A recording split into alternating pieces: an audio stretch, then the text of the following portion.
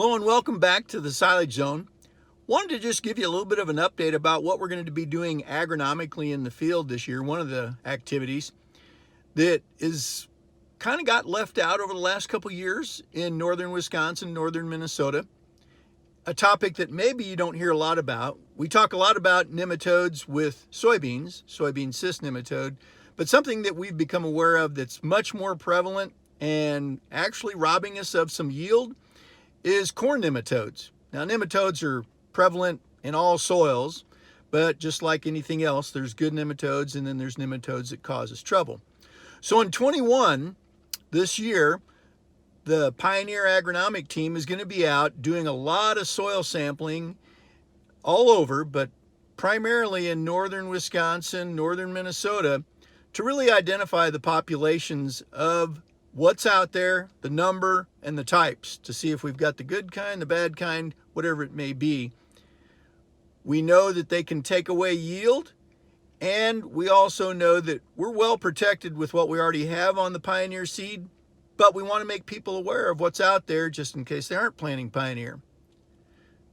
So when we look at 19 and 20, we have basically done a really good job of covering the lower states in the prairie area, Illinois, down in that area. And you can see from this map in 19 and 20, we found that we had quite a bit in the way of low, medium, and high pressure from corn nematodes.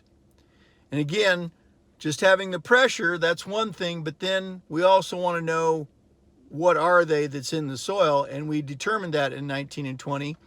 But you can see that northern Minnesota, northern Wisconsin really is kind of vacant by the red circle that's on that slide.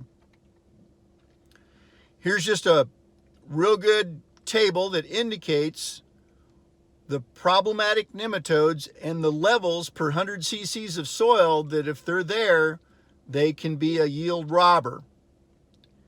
The ones that we're going to pay attention to is anything that shows up on the list.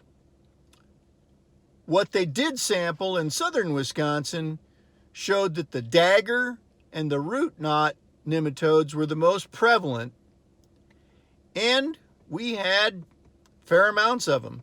You can see that at the low range, we had 46% infestation, medium range, 24% of the acres sampled, and almost 30% of the acres sampled had a high level. So what we're going to do is get out there and really fill out that map. Again, the good news is that Pioneer is treated with Lumialza, which is extremely effective against corn nematodes. And we know that through national field trials that we, even under low pressure, we're getting about a 3.7 bushel advantage, and under high pressure up to 9 bushel. Well, that's somewhere around a half to a ton of corn silage if we want to equate it to that. Even if you aren't planting Pioneer seed, there is a good seed treatment out there, Poncho Votivo 1250, that is very effective against corn nematodes, but it's a fairly expensive treatment too. So again, look for us here in that V3 to V8 stage on corn. We're going to be out sampling fields all over Wisconsin, Minnesota, getting those samples sent in. We'll get the information back to you so you know what's out there. Feel confident that if you're planting Pioneer, you've got great protection with the Lumialza seed treatment. But if you find out that you've got problems as far as the type and amount of corn nematodes in your field and you aren't planting Pioneer, that you can still take advantage of the Poncho 1250 Votivo.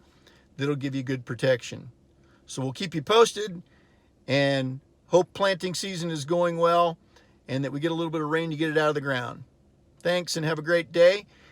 If you have any questions, reach out to your Pioneer seed agency, as they'll be participating in this corn nematode sampling program. Thank you. That concludes this Pioneer Agronomy video podcast. Visit our page on pioneer.com and follow us on Twitter and Facebook for more agronomy insights.